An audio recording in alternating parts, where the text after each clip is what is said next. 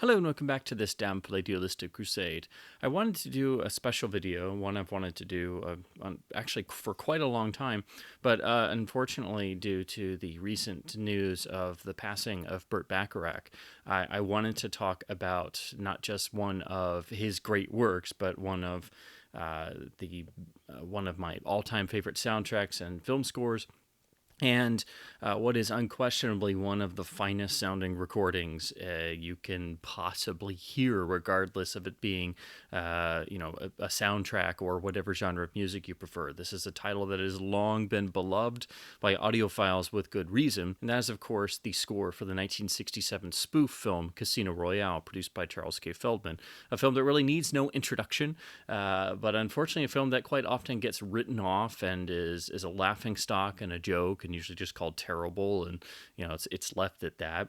It's a film that definitely divides audiences almost with a sort of knee-jerk reaction. It's not a film that everybody gets, which is unfortunate, because it really, if any film deserves the title of best bad movie ever, because this film breaks every single rule of how to make a film, and basically ticks off every box on what not to do when making a film, and yet it still manages to work somehow in some bizarre, strange way.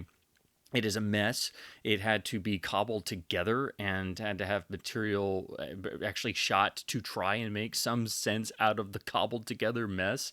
It was basically left to the great director Val Guest to try and piece something together of the multi-director ballooning budget, never-ending madness that the film's production turned into under, again, Charles K. Feldman, who was one of the great agents of Hollywood, but not really a film producer. It's a film that's never boring, but if you're not cognizant of all the references it's making, particularly for 60s pop culture, and especially the James Bond craze that erupted with Goldfinger and Thunderball, especially in the mid-1960s, and also with roadshow films of the time, films being big and whimsical. Basically, I think you could at least say, going all the way back to Mike Todd's Around the World in 80 Days, that sort of bigger-than-life, everything in the kitchen sink thrown in, gigantic film experience. Well, Casino Royale is kind of making fun of that experience and really being a satire on that, just as much as it is being a James Bond spoof. And I've talked at length about my love and adoration for this film and its bizarre sort of charm. You have to get on its particular weird wavelength in order to get on board with it. That's usually a very hard sell for a lot of audiences, especially today. But I think Bond fans who have a historical recognition point of this time of film history, and again, especially Bond fans who are cognizant of the pop culture references and the types of films that Casino Royale is patterned after, I think this is really the core target audience who will get more out of this film and realize how it is frequently wickedly funny, and also has some really great slapstick in it. So it's all over the place, but it is a glorious mess. However, the one thing that no one has ever disagreed on, the one thing that anyone, even the people who despise and loathe the 1967 spoof film, the one thing everyone can agree on is Burt Bacharach came up with an absolutely vibrant and alive and majestic score. This is a score that is one for the ages. It's kind of indefinable in a way, because it does have some cues that might tinge more towards maybe a little bit of suspense here and there. It is obviously in places trying to have a little bit of the John Barry sound that was really so identified with the Bond films. But then it's also got the wildness of, say, Jerry Goldsmith's scores for the two Flint films, which were some of the best, if not the best, spy spoofs of the 60s in Our Man Flint and In Like Flint. But it also has this incredible whimsy. It has a sort of self-knowing, almost mocking style in some of the cues. It has, and of course, because the film goes all over the place, this score riffs and references. There's the Monauban dance sequence. We have a whole almost sort of Busby Berkeley type number in the film. There's, of course, slapstick references. There's a reference to the Keystone Cops, complete with a rinky-tink piano.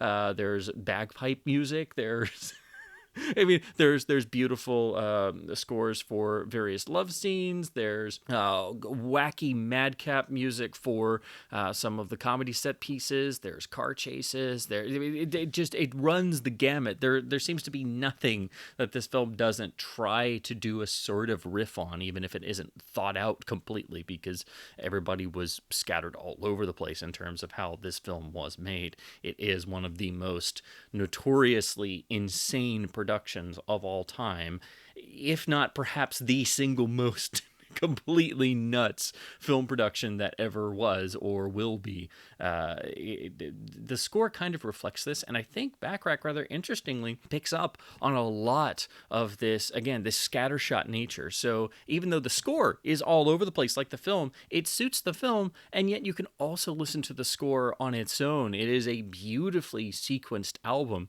It is unfortunate that, we've never gotten the full, entire, complete score, and that's so much of the film cues were not included on the soundtrack release. And some of the film cues are specific to the film itself, so that's why it's so important that a lot of the later releases have been including the majority of, if not almost entirely, the complete score as heard in the film mix. A quick note on the film audio. This was 1967 when mono was still king, and so the mono mix is the primary mix for the film. There is a note and reference that the film did perhaps or seemingly get a 70mm blow-up, which would have meant a 6-track multi-channel stereo mix, as common to 70mm blow-ups, with your traditional sort of Tadeo setup of 5 channels across the screen with some panning, and then your rear mono channel with additional speakers to spread out the rear mono sound field in the big theater hall. This is listed on N70mm. It seems like it did have a 70mm blow up, but there hasn't been anything else outside of that, and as far as I'm aware, no multi-channel stereo mix has surfaced for the film. And the score recording for the film seems to have been in mono, and those are the tapes that survive. So when you're looking at the deluxe editions with the film cues, they're all in mono, and they're sourced from mono. On video, the film has not been treated very well. It's got a really dated master, and unfortunately, the out-of-print Blu-ray dropped the original mono mix. So I think the best sounding version of the actual film and its original mono mix is actually the old early 90s Sony widescreen Laserdisc I have here, which has a PCM digital lossless version of the film's mono. This was ported over to MGM's first DVD. It's the same LD master, but it's got a lossy version of the lossless LD track. They did do a 5.1 mix, and you would think it might be based on the 70mm audio that should perhaps exist, but it just seems like an upmix of the mono track, and like they slipped in some stereo bits of the score from some of the later soundtrack releases. So it doesn't sound very good, and unfortunately, that's the track that's on the Blu-ray. So if you want to hear the film properly, you do need its original mono mix, which I do think sounds a lot better. Or rather surprisingly, well, I guess not surprisingly, because the score is so well recorded, even in the mono film version of the cues, the actual mono mix sounds excellent, and the score has nice fidelity, even though it is a 1960s mono track, which didn't always happen, particularly when you had scores being recorded in stereo with great fidelity, but they weren't folded down to mono very well or very well integrated into the mono mix. So the actual presentation quality and the recording of the score is practically immaculate for a 60s film, and that's all the more surprising given the absolutely madcap nature of the film's production. So this is, again, I think, a reason why the score does stand out. Again, if you want to hear the film in its best quality, I think you do have to actually jump back to the PCM track on the old Laserdisc release. I still hope someday the film gets a 4K scan and we get new extras and perhaps some of the just massive amount of footage that was shot and never used or cut from the film or glimpsed in stills or even in bits of the film where entire scenes have just been ripped out, because that, I think if you assembled all of the cut footage or the footage that was shot for the film, you'd probably have an entire other feature film, and that doesn't even begin to go into all the material that was planned or scripted or prepared and just dropped or never shot, thus making scenes that are in the film completely nonsensical because they are parts of sequences that were never finished, completed, shot, or anything. So again, to turn to the score, Bacharach comes up with several themes, particularly a really central theme for the venerable Sir James Bond, the David Niven character, who becomes the sort of through-line character for the film in terms of what Val Guest wound up having to try and do to save at least some releasable version of the film, and then he shot additional bits with David Niven and Ursula Andress as the traitorous Vesper Lind to try and have some sort of narrative through line based around these two characters that he knew he could work with. So the Sir James Bond theme has a particular old world sort of charm and whimsy to it that perfectly befits the character. Every piece of music that Bacharach does for this film perfectly matches the tone of each scene and each character. But we return to the sort of Sir James theme as a motif for Niven's performance throughout the film and throughout various pieces. There are also additional pieces composed for the sort of love scenes and the various trysts between Andress's Vesper Lind and the Peter Sellers bumbling character of Evelyn Trimble, who becomes the new James Bond for the actual casino scene versus Le Chiffre, wonderfully played by Orson Welles. This becomes a sort of motif for Vesper's character, for the Trimble character trying to sort of being swallowed up and pretending to be James Bond and being completely and woefully out of his element. We also get some really wonderful and whimsical cues for the character of Cooper, who is unfortunately sort of dropped from the film as a part of many of the elements that were just not finished or included.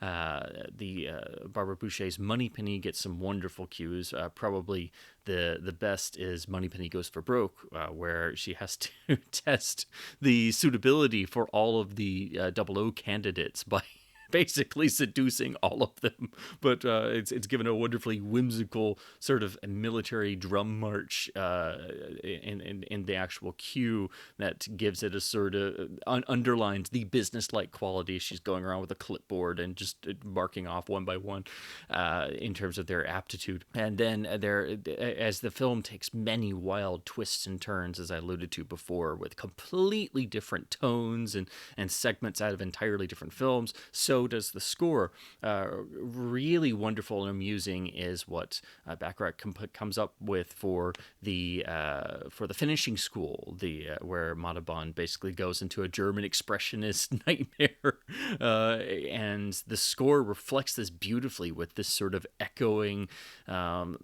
sort of schmaltzy almost organ that's very echoey, but then punctuated by this bizarre, almost warbling, muted brass that are done in these stings. It's something that I've never forgotten ever since I first saw the film as a kid and was totally confused and perplexed, and I had no idea what I was seeing, which is everyone's first reaction to the film. So it really is indescribable and indefinable, and it builds to the final all-out rumpus in the casino where everything goes for broke, and we have the final giant battle, and the score again goes for broke, and there it is no holds barred and complete whimsy and over the top, and it is the only possible music that could accompany the absolute madness of the ending fight in the casino, with everything from clapping seals to George Raft wandering around to the cowboys coming in on horseback, and all the madness that the ending of this film has. And of course, those who have seen the film are very well aware of the madness I'm describing. So I don't know if anybody else in the world could have as appropriately scored this film, because it does have to be a score that's wildly inventive and alive with a sense of the 60s, but also a sense of self and a sense of satire. And you can get this by listening to the score by itself, which is another reason why I think it is one of the great film scores. It is ceaselessly inventive. And then you get to the primary themes and title songs. So the opening theme by Herb Alpert and the Tijuana Brass is unbelievably jaunty and joyous, and is just ridiculously infectious, and it is one of the great film themes. It has been used and licensed outside of the film, so people may know it and not know the film when they hear it, but it also has the absolutely incredible dynamics and beautiful recording style of the actual score. It takes on a life of its own, and it becomes another of the major themes of the score and is carried throughout. And if that wasn't enough, we get the extremely amusing final end title version with lyrics and Mike Redway doing this incredibly jaunty and over the top character sort of vocal on top of the beautifully whimsical and lively Herb Alpert and the Tijuana Brass theme. So you also get the end title version with the wonderfully wacky lyrics that perfectly fit the film, and that would be enough to make this an iconic score. But then they had to have thought they needed a actual song, a love theme, a theme song for the main section of Evelyn Tremble by Vesper Lind. And this is where we go from what is simply one of the great film scores into the legendary stratosphere territory, because this is where Bacharach comes up with The Look of Love, iconically sung and performed by Dusty Springfield. And it is one of the great love songs. It became a standard practically when it was released.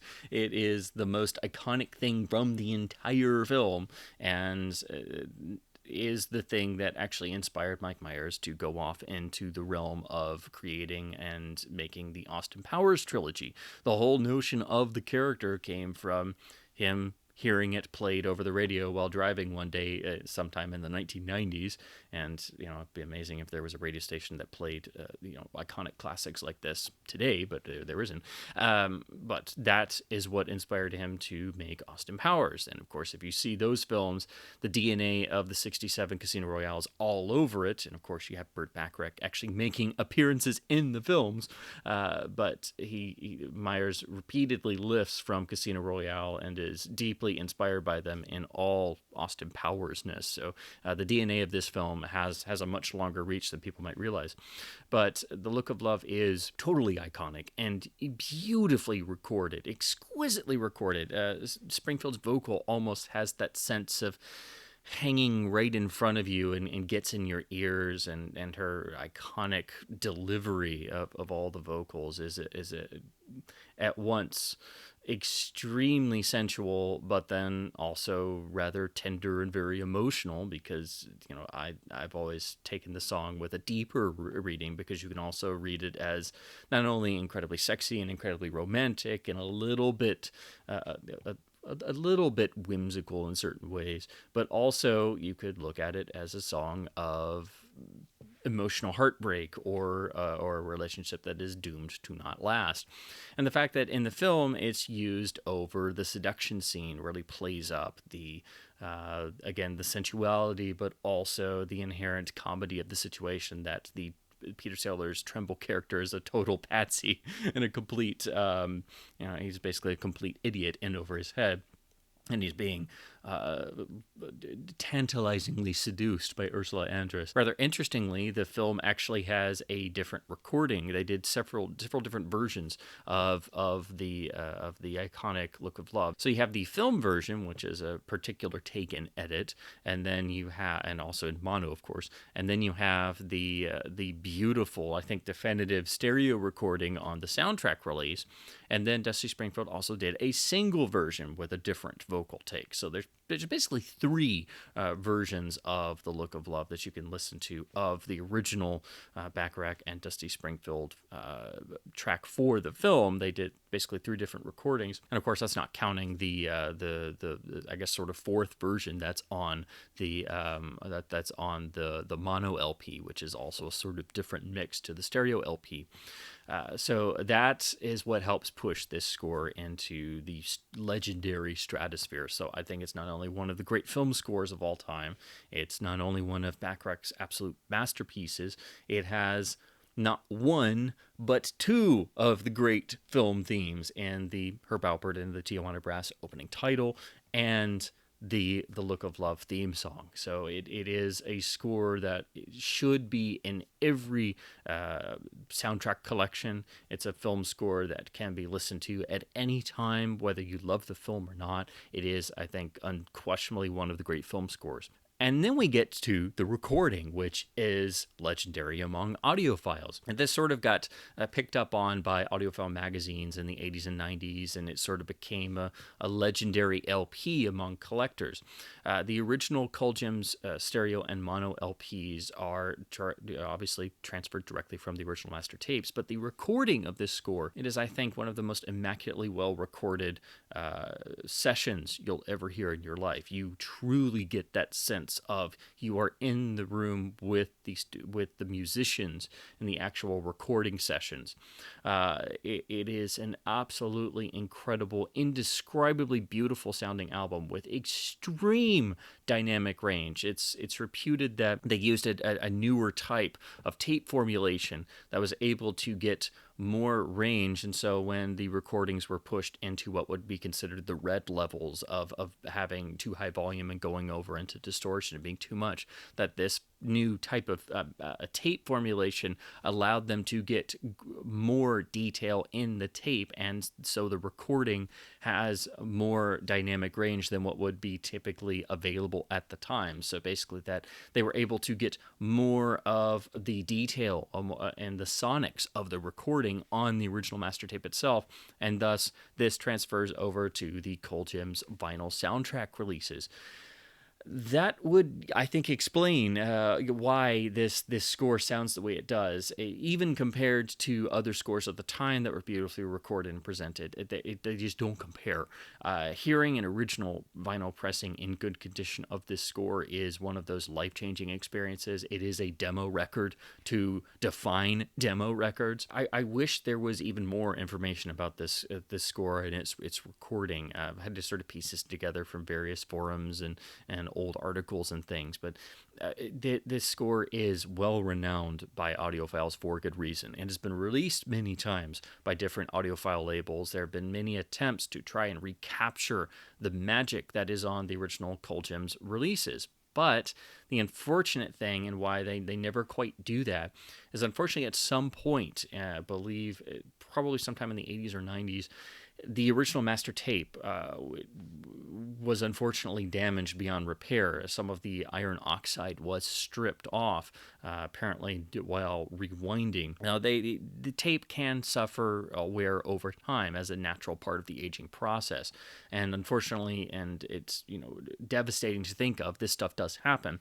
But to think that this, one of the absolute treasures of audiophile sound quality, was damaged in such a way is just, it's absolutely heartbreaking. And so that is why the original vinyl release is so coveted, and why it is, I think, if there was any record that should be in every single collection of anyone with a turntable, it's this one. That is the level of sound quality. This is one of those life-changing records in terms of the sound quality will literally obliterate you. It is one of the finest sounding recordings that I have ever heard in my life. In terms of vinyl, it is the best sounding record I own. There is no comparison. I have some beautiful sounding records. I have some amazing sounding jazz records and original pressings. I don't have every record in the world. I haven't heard every record in the world, and I don't have the greatest setup in the world. But for a just life-changing demo title, this is probably the best record I've ever heard. The only thing that I think really comes close are some jazz records and records with beautiful production and recording.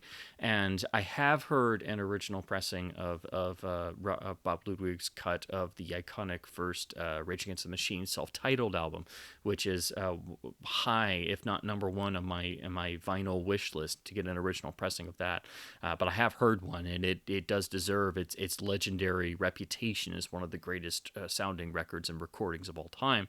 But that's the type of legendary pieces of vinyl that we're talking about when we then jump over to talking about the Casino Royale score. So it has definitely earned its legendary status. I do think it is one of the finest sounding recordings I've ever heard in my life. I think it's one of the finest sounding recordings of all time. And I think this is one of the finest sounding pieces of vinyl ever. It is the best sounding record I own. Again, if you don't own a copy of this album and you have a turntable, this needs to be number one on your list. However, doing that and getting a good copy is actually very difficult. It is well known and renowned among collectors. It does carry a price premium.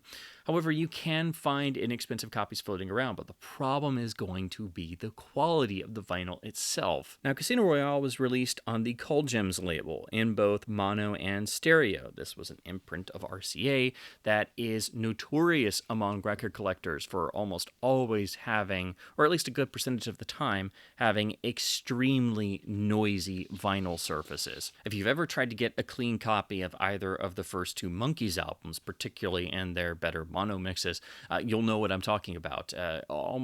For a good majority of Colgems pressings, they are extremely noisy vinyl, and of course, being from the 60s and having a lot of very popular albums, they were played to death, and a lot of soundtracks pop up in this way, especially from the 60s, being played on stackable turntables that were not good for preserving vinyl, or on old console turntables with very thick and heavy needles, which also were not good for preserving vinyl. And so most copies of this album will not only have very noisy vinyl, but be in very poor condition with massive amounts of groove wear.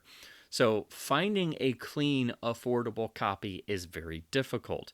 And then also getting a copy with a good jacket with the iconic tattooed nude girl from the original poster, which is one of the iconic posters of the 60s. That's also difficult and carries a price premium. So it's difficult to get a clean, good jacket, just as it is getting a clean record.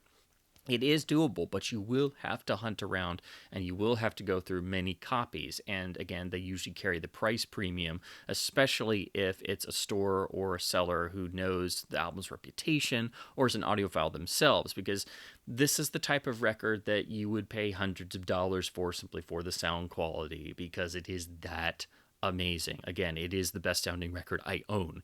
I don't say that lightly. It's one of the best sounding releases on any format of any recorded music ever. It is one of those life-changing records in terms of sound quality, and no release has ever quite matched it. And some, like the Kritzerland CD, even included a needle drop of an original pressing to try and preserve that experience. So that's usually as good as they can do on some of the CD releases, because again, unfortunately, the original master was damaged. So that's why you need to try and do some detective work and some digging. If you want to dig even deeper, some audiophiles do claim that there are certain pressings and stampers of this album that are better. The general consensus is actually that the 3S stamper on both sides is actually better, particularly if you get a copy made at the Indianapolis plant. Like a lot of labels, Colgems copies were made at different plants. Like you'll see stamped. The I stands for Indianapolis, or if you have a stamp with the letter H, that means it's made at their Hollywood plant. But for some reason, the consensus seems to be from people who have had different pressings that an original copy with the 3S stampers, and then probably from the Indianapolis plant as well, is the best sounding version. Now, I looked out, and actually the copies I've had, my original beat-up copy and the finally much nicer copy I got to replace it, are both 3S copies from the Indianapolis plant. I just lucked out on that on my first copy, and then was trying to find another one, but in much cleaner state, to replace it. And again, my first copy was noisy as heck and not in very good condition, and still the music shone through all the terrible noise. And so even if you just have a really beat up starter copy, this is still one of the records you need to own if you have a turntable, because even in good plus or barely a very good grade, it's still going to absolutely knock your socks off and knock you for a loop, and you're probably going to just have a fainting spell, because it's that amazing sounding of a recording. Now, to talk a bit about the mono presentation, the jacket is almost exactly the same, but with the different mono configuration, COMO instead of the COSO for the stereo pressings. And then it also says mono on the red Colgems labels, which seem relatively the same as well. So you will have to designate if you've got a mono or stereo pressing, but otherwise the jackets and labels are pretty similar. So if you're not careful, you'll accidentally buy one or the other if you're looking for a particular mono or stereo copy. There are some people who swear by the mono. Some people prefer the mono mix of this album. I myself, the stereo has so much beautiful clarity that I don't quite enjoy the mono mix as much. And it's also hard to pin down because mono mixes at the time, or mono LPs I should say, were frequently fold downs of stereo mixes, and some were not done very well, so it wasn't always a true mono mix experience. I've heard some people claim the Casino Royale mono is a fold down of the stereo, and I've heard some claim that it's a full-blown mono mix exclusive to itself.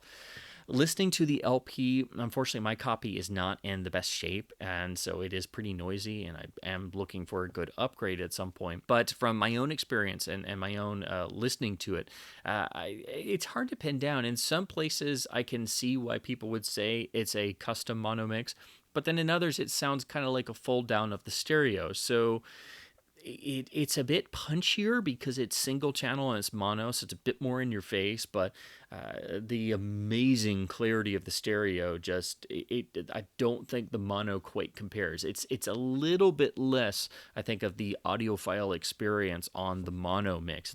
But again, it's a bit more punchy. It's a bit more aggressive. It's a bit brighter in some places. So I do think it's important to have the mono as well, and I can understand why some people would prefer it. It has a lot of the positives of the stereo, but I think it's missing that extra magical sense of spaciousness that makes the stereo one of the best sounding records I've ever heard. So I think the mono gets very, very close. And again, I still don't know for sure if it was entirely its own mix or a fold down or maybe a bit of both. I'm not entirely sure. And when you compare it to the mono film cues, those sound a little bit different because that was done for the film mix, and some of those cues are, of course, a lot of those cues are not on the soundtrack release, but it is the same soundtrack program as the stereo, and the jackets and the labels are almost identical. But I do think the mono is also essential to have. It honestly, the mono doesn't pop up as much as the stereo. I usually see really trashed copies of the stereo version pop up occasionally when I'm flipping around used bins, but very rarely do even those pop up.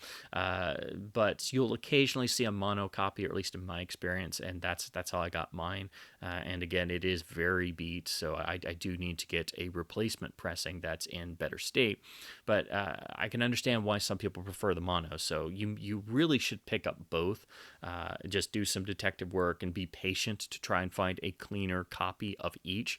And that way you can compare them for yourself, because depending on your system and your own preferences, you may prefer one over the other. Now, if that wasn't enough to convince you about the importance and the audiophile nature and legendary status this album and this soundtrack has in the not just the soundtrack community, but the audiophile community, the number of other releases that a lot of specialty soundtrack and audiophile labels have done of the film's score, I think, would convince you.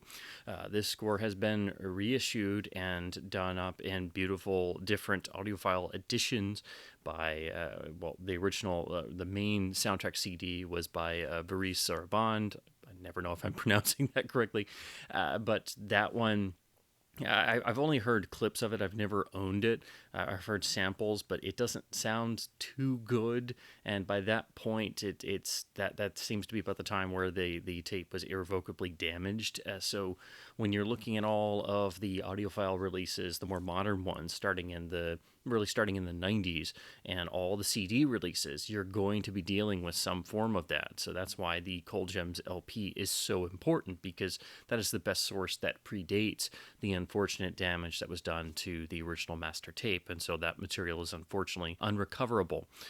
So the main CD by Varis is it is what it is. The score has been released several times by Classic Records. Back when they were doing releases, they did it on vinyl several times, including a 45 RPM version, like they did on a lot of famous albums and jazz records. The score has been released as a DVD audio disc. It's been released in high res on both disc and I believe digital as well. So you can get it in 24.96 if you desire. It's been done on CD many times by other labels. It's been done by, again, I mentioned the Quitzerland release, which was probably for a long time was probably the best CD version that existed, because not only did it have most of the film cues, again from the mono source, but also it included a needle drop of the original Colgems vinyl, which it's not ideal, but since that was at the time and for a lot of things is still the best way to experience the score and the best fidelity as possible, it made sense why they did that. But that release went out of print and was very expensive. Quartet Records did a release a number of years ago, but while that was seemingly nice, unfortunately, it was decided to, in the mixing process, try to stereoize a bit more and play around with the sound field a bit, and so it wasn't really ideal either. So practically every version for a long time was a compromise of sorts, either because of the damaged sources or trying to play around with what was left. And all of these went out of print and go for quite a bit on the used or collector's market. I once, actually a couple years ago, I saw the 45 RPM Classic Records vinyl pressing, and I was so terribly tempted because this score is so beautiful. But unfortunately, even when it actually popped up at a local store of all places, I think a collector had traded in their soundtrack collection. Even at about half of what that normally goes for, it was still way out of my price range. And again, knowing that the tape had already been damaged by that point, I didn't know how it would stack up, and I didn't know if it was going to be worth that price tag. So if you wondered if there was a digital source that was actually good or something that could be a nice alternative to the elusive tracking down an original Colgems stereo copy that's clean and not astronomically priced, there is a solution. And if you wondered why there was a CD behind me, that is Quartet Records' second go-round with the score. For the film's 50th anniversary in 2017, they were able to license the score again and do a single CD release. It's not, unfortunately, fully complete, but it is, for my money, the best anyone's ever done with the film's score overall, in both sound quality in the digital realm and also presenting the film score as well, the actual underscore, the mono film cues, instead of just focusing on the stereo soundtrack LP.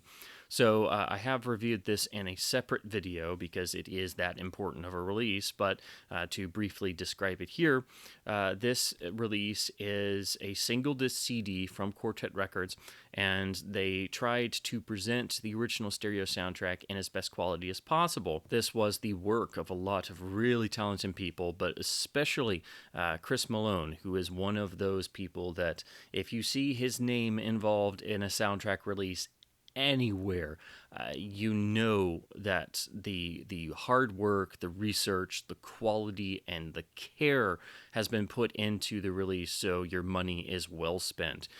He is one of those very few individuals that, you know, if I see their name involved anywhere, I'm like, okay, you have my money. You have it. That's no problem. No complaints from me, because his work is absolutely exemplary. And what he was able to do here, along with the rest of the team at Quartet, is and he's described this a little bit online on some various articles and things, for the soundtrack for the actual stereo original LP program. He was able to find and utilize a digital safety master that had been made from the master before the damage set in. So while this is still limited to, basically, I believe it would be standard CD resolution, 16-bit 44.1 kilohertz, and that's not, a modern 24-bit high-res digital source file.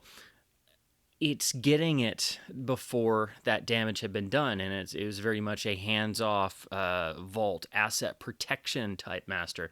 This is the type of stuff that turns up in Laserdisc, and why I became such a Laserdisc geek, because they were scanning a lot of soundtrack masters for film mixes from vault sources in hands-off transfers at CD resolution 1644.1. So essentially that's what Chris Malone was able to work with here. And for my money, I mean, I was shocked when I put this on, because it is the closest I've heard anyone get to the original LP. It is shockingly close in places, and it's without any of the noise problems of trying to get a clean Colgems 60s stereo pressing of the score. The only downside is that, of course, they were unable to do a 2 CD release due to the licensing agreement, because the plan had been to do both the stereo and mono LP mixes and the complete film score. So what you're getting on the CD for the 50th anniversary second go-round from Quartet is the restoration of the stereo LP program from that digital safety master done many, many years ago before the tape damage happened. And then the vast majority of all of the film cues. It's almost complete. It's really only missing a few little pieces of source music that was not composed by Burt Bacharach, and a little bit, I believe, also of some of the bagpipe music that's in the Scotland sequence in the film. So it's almost complete for the film cues, and again, they are in mono, as was the entire recording of the film score itself for the actual film cues, which also kind of leads me to think that maybe there wasn't a 70 millimeter mix, or at least if there was, the 6-track stereo would probably be a bit more limited, since the actual music score was only recorded in mono anyway.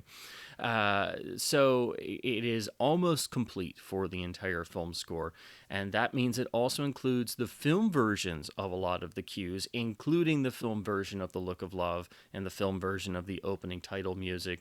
It also includes the end title version of the theme song with the custom edit and the wonderfully wacky vocals. And if that wasn't enough, as a bonus, they were also able to locate the single 45 mix of the actual end title song, which has a different vocal, and it's even more whimsical and jaunty. So you're actually getting the rare alternate version of the end title theme with the lyrics that was only released as a very limited 45 back in 1967. So they did go the extra mile in presenting this release, even though they couldn't do as comprehensive and archival a release as they wanted in a 2 CD set. So it also includes a lovely booklet with liner notes. It is a very affordable CD that astonishingly is still in print. This is probably my number one most recommended soundtrack CD, because it gets you extraordinarily close to an original Colgems pressing, and I can say that with confidence because I've owned several and just try to keep upgrading to try and get a cleaner copy.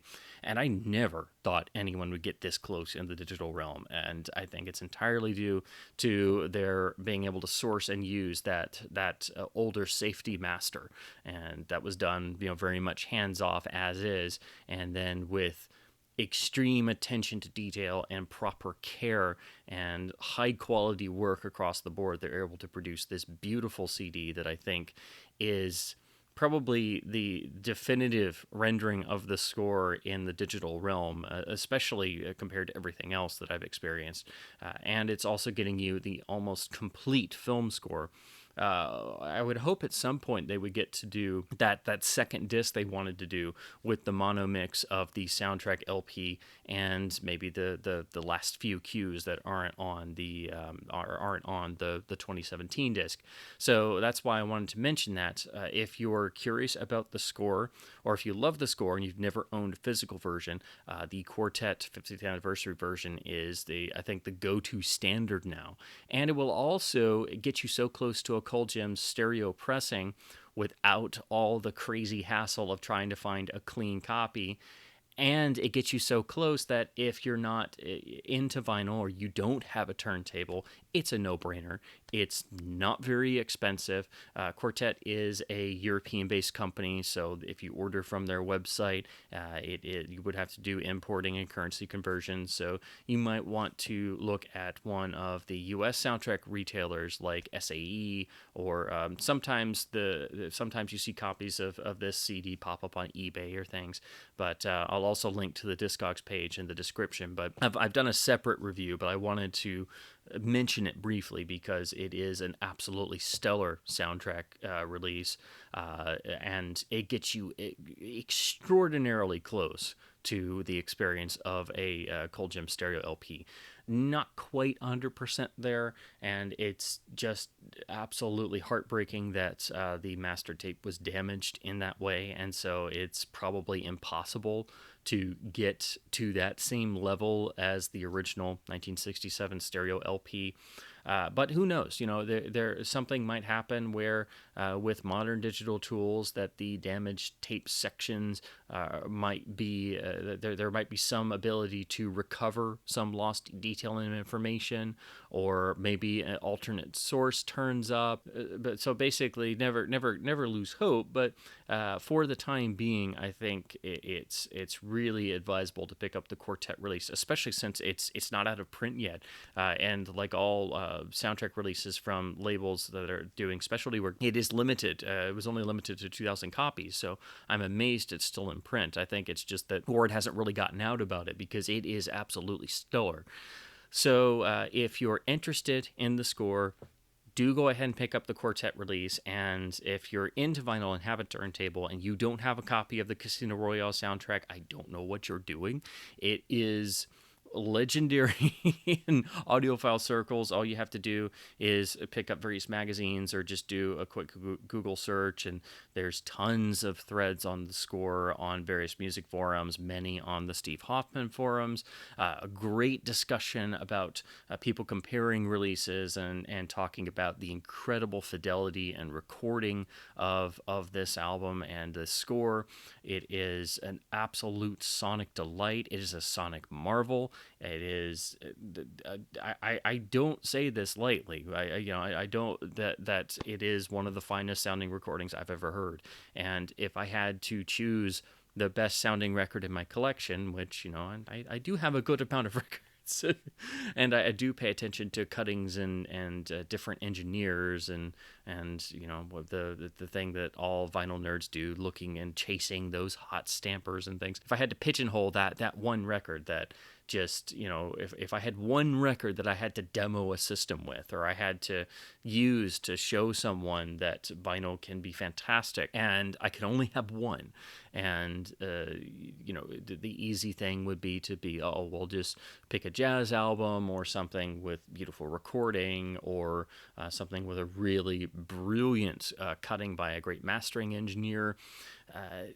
There are several choices, and I have some masterings that I adore and are some of my absolute favorites, but even those don't hit the astonishing sonics of the Casino Royale soundtrack on the original Colgems stereo pressing. It is legendary for good reason. So if I had to just have that one, my go-to is still the Colgems stereo Casino Royale soundtrack release of the Burt Bacharach score. It is absolutely just mind-blowing.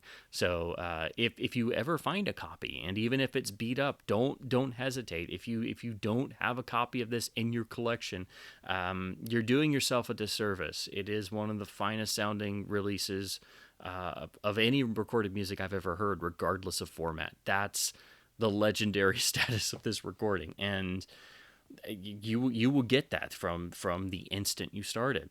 And for those who are without a turntable or aren't into vinyl or can't find a good copy, the Quartet release gets you pretty darn close, and astonishingly so. So I do stress pick up a copy of that if you're interested before it is completely sold out, because once it is, it's going to definitely start shooting up on the used market in value, because I think, again, word just hasn't got out about how astonishing it is. So those are my thoughts, or at least my brief thoughts. I've been wanting to do a video on the Casino Royale score for an extremely long time. But I did kind of want to wait, I guess, until I got a cleaner copy of the Colgems stereo, because my previous copies have been pretty trashed. But again, even a trashed copy sounds amazing through all the noise and damage over the years. So it's such a beautiful recording that it can shine through even in like a good plus grading on the gold mine scale. Even if you have a destroyed copy, it sounds amazing. And again, my copy of the mono is not very good, and even that sounds fantastic. Again, through all the noise and stuff. So I finally was able to upgrade a little while ago, and of course do comparisons to the Quartet newer release. But with the news of the unfortunate passing of Burt Bacharach, I wanted to at least talk a little bit about how much I love this score, why I think it's one of the great film scores, and even if you don't like the film, that you can't, nobody can nobody can say anything bad about the score, because it is absolutely majestic. And but that is topped off by it being one of the most beautiful sounding recordings, and one of the most beautiful, amazing, life-changing sounding pieces of vinyl ever made. And it's so fantastic that, again, in the digital realm, it's been nearly impossible to get anywhere close to that. Again, mostly because of the heartbreaking damage of the original master tape itself. So that's the sort of status of where the film score is at this point in terms of releases.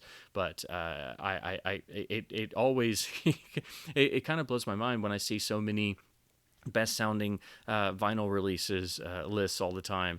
And I can understand people not being into jazz as much, and I dabble in other things, but the absence of the Casino Royale soundtrack and a lot of those lists really does boggle my mind a bit, because it's for many audiophiles it's quite legendary, and it has been talked about and praised for many years, and seen many different audiophile labels do reissues.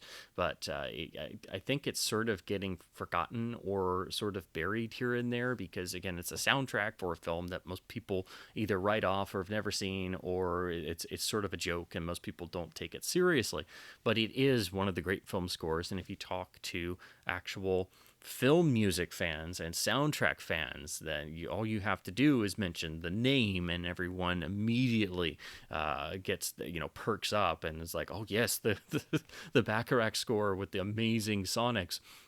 Or you talk to audiophiles who are also into soundtracks, or who have owned copies of the score. Basically, if you talk to someone who knows, they know, and they really know, this is one of the finest sounding pieces of vinyl ever made. It is absolutely life-changing. This is one of those records that if you have a turntable and you just need a copy of this, it should be it should be in that package of records included with everyone's first turntable. So I highly stress to get a copy of this, regardless of if you go for an original Colgems pressing or the wonderful quartet release from their second CD, the 50th anniversary release. So again, these are just some of my own brief thoughts on the majestic power of this score, one of the great film scores, and one of Burt Bacharach's just timeless masterworks of his career, and definitely my favorite of his recordings and albums and works. And it is one of the great film soundtracks, but again, also one of the great recordings, period. So it's just an absolute marvel and delight to come back to every single time I put it on again. So I hope this has been at least somewhat fun and informative to hear me once again not just babble on about classic films and soundtracks, but my never-ending, crazy, bizarre love for the beautiful madness of the 1967 spoof film Casino Royale. It is one of those films that, if you get on its crazy wavelength, then you become a fan for life. As mad and terrible and all over the place and bizarre as it is, but the score is an absolute breath of fresh air and joy every time you listen to it, and especially when you get the quartet release or most of all, an original Colgems pressing in really good shape, you are just transported to that magical, wacky, whimsical, joyous, satirical world of Casino Royale. So I really hope to be able to at least spread the joy of this score and its amazing sonics a bit more. I think it's a shame that it's not talked about as much as it should be, because it is really that revelatory. I really hope this video, in making it, I really want to encourage people to listen to the score and really get into its nuances and just be transported by its amazing sonics. It is again, one of the finest sounding recordings you'll ever hear in your life. It is that amazing. So with that, I just want to say, keep supporting independent record stores by buying locally and shopping locally to help keep them in business, and do support the incredible work done by the wonderful boutique soundtrack labels. They are really doing some amazing work, and whichever label you prefer or enjoy the most, do purchase from them directly where possible, to really show your support for the preservation of not just soundtracks and film music, but the culture and artistry of film music, which is still so incredibly undervalued. And again, all of these labels and the various people involved in these soundtrack projects are really doing astonishing work, which again is represented beautifully by the second quartet release of the Casino Royale score. And finally, thank you ever so much for watching.